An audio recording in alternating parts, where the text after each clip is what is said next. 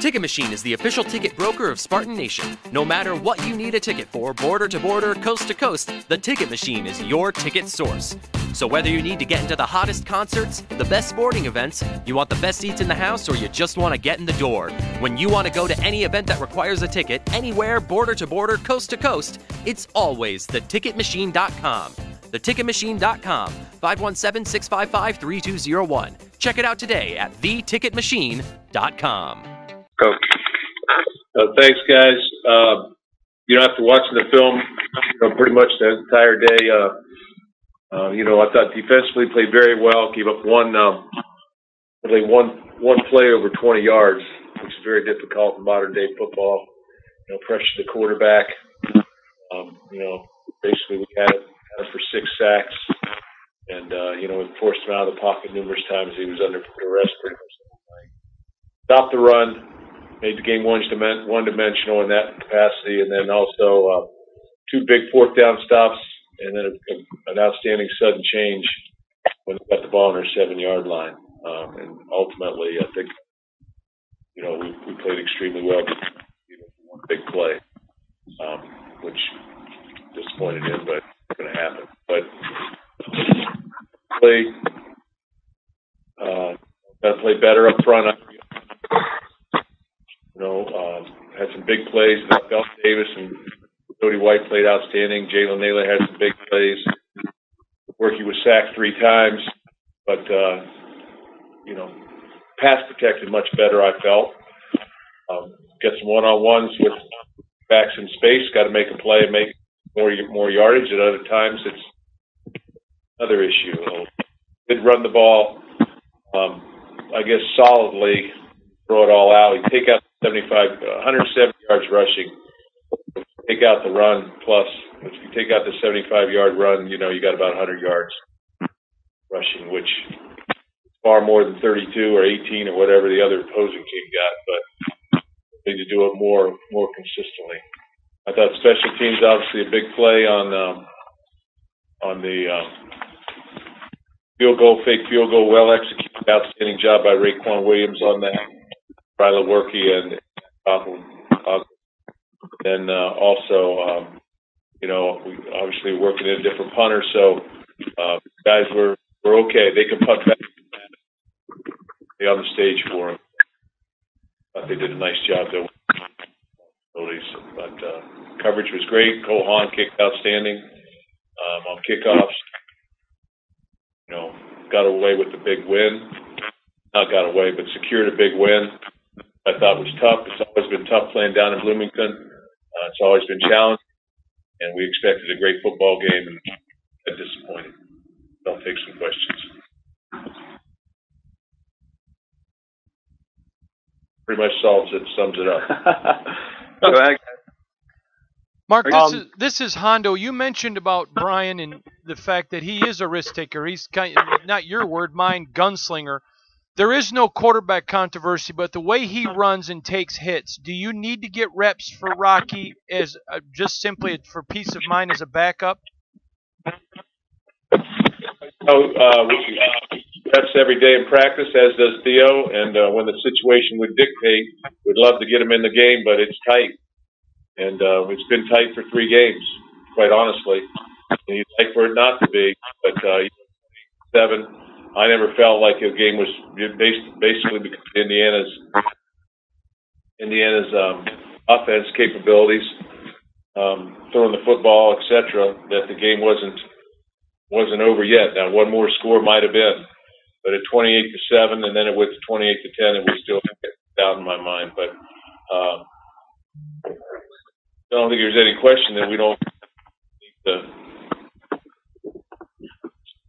affect our quarterback, but the way the game is played, quarterback, you look at a lot of different teams, the quarterback's going to have a lot of things of that nature, so he's going to take.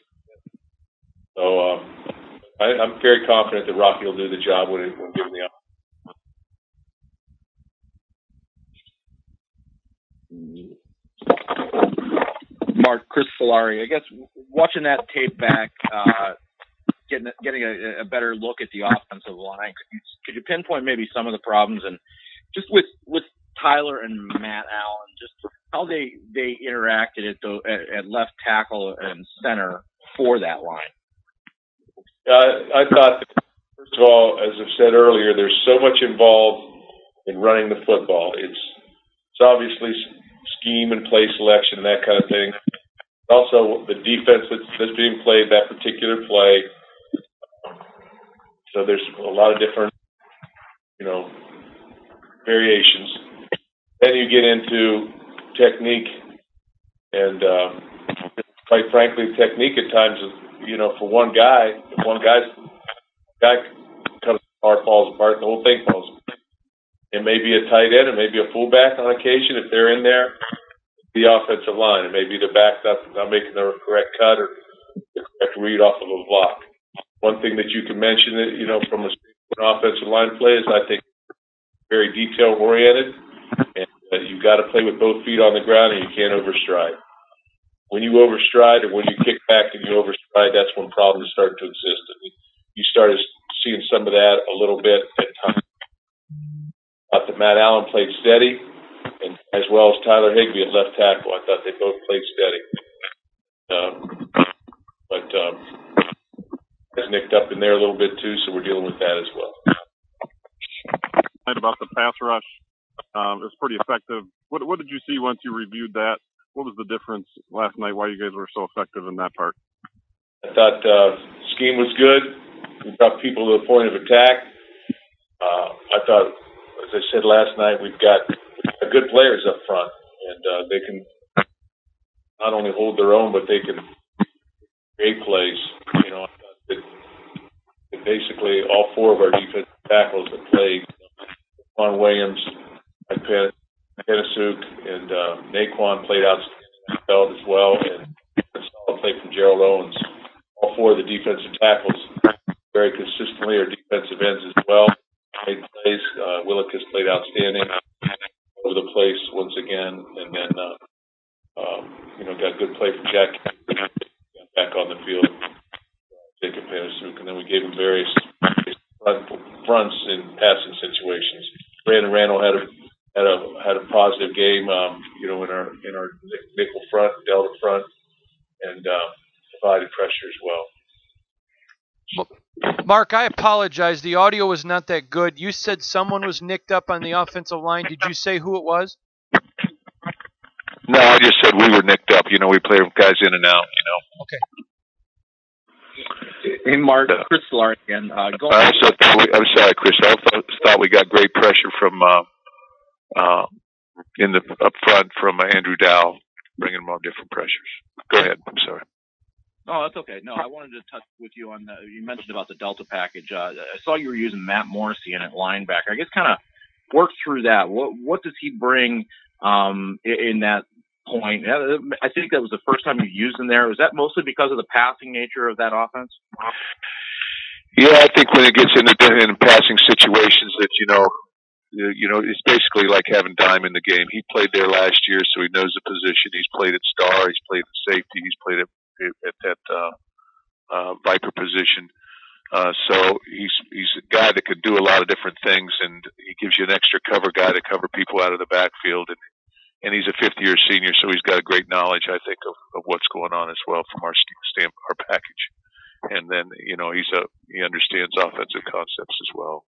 So he's a very versatile player, and he's played all over the place for us, really. So in this past week with the guys that they put at running back, which are really, we're still, when they want to throw the ball, are guys that are going to free release and go down the field, and we want to be able to have at least another cover guy in there to, to take the edge off some of our coverage stuff. Mark, Matt Wenzel with I'm Live. There were two there was a targeting call obviously on ball for them that got him ejected from the game. And then there was a play in the fourth quarter, I believe it was late with Kari, where if you're looking at it full speed, it looks like it could be something, but you see the review and he came in with his shoulder. How much, with the new emphasis obviously every year on that call, how much do you guys stress technique and that and tackling and avoiding those kind of plays that lead to? Yeah, I thought he did a good job. He hit with the shoulder pad and turned his head away.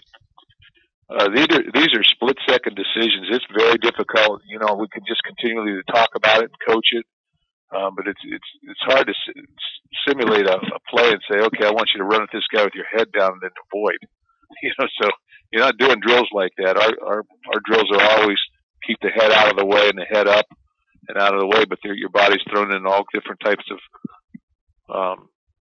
you know, positions as the game unfolds, or a running back breaks back into you, or a receiver breaks back towards you, and you saw what happened to their guy, and that was unfortunate because, you know, I don't think it was his intention at all. But nevertheless, you know, these are difficult things to call and to coach, and to try to make the game safer. And you know, it's a point of emphasis. I don't think there's any question, but these are fraction of a second decisions made by people in a hitting position, and it's very extremely difficult to coach and maintain and also to officiate. Going a little bit away from yesterday's game, Maya Washington, Dean Washington's daughter, is having her local premiere of She's a Banks of the Red Spear this Wednesday on campus. I just wanted to kind of, what was it like being a part of that documentary, and how do you know, having maybe your players watch this documentary and like acknowledge the past, especially when MSU had this breakthrough in the color of college football? How do you kind of like convey that to them and tell their background and stuff like that? You know, we talk about that. We've had guys various guys come in and meet our teams from the '66 team and from back in that day. We've talked about the racial barriers really that were crossed as some African Americans players began to play here late in the 50s and 60s and dominate. So we've talked about that. I think that's important for our players to recognize. So they know the names, Gene Washington. They know the names. They know the names of the players that were depicted in this film. For me to be a part of that was very humbling. Our players are going to see that and watch that, you know, because it's very. I think it sends a strong message. You know, for me growing up and understanding very little about Michigan State, but knowing enough about just college football that how dominant the Michigan State team was in the 60s. You know, Jimmy Ray's being inducted into the Hall of Fame this weekend, the Michigan State Hall of Fame this weekend, and I read his book Ray of Light, which really talks about all the things that film sort of epitomizes as well. So you know, you get to know a little bit about it just being a college football fan, but then to come here and be here and be involved in that story to some small ways was very humbling. Mark, this is Stephen Brooks from 24/7 Sports. I was just wondering if you could sort of detail the addition of Bryce Behringer, when you first made contact with him, or vice versa, and when did he officially join the team? Yeah. You know, Bryce came out, walked on. He had been at Illinois he was at Illinois as a true freshman, a preferred walk-on, and he came here and walked on really out of the blue. I mean, we didn't know him, had no knowledge of him, and came out and punted. And then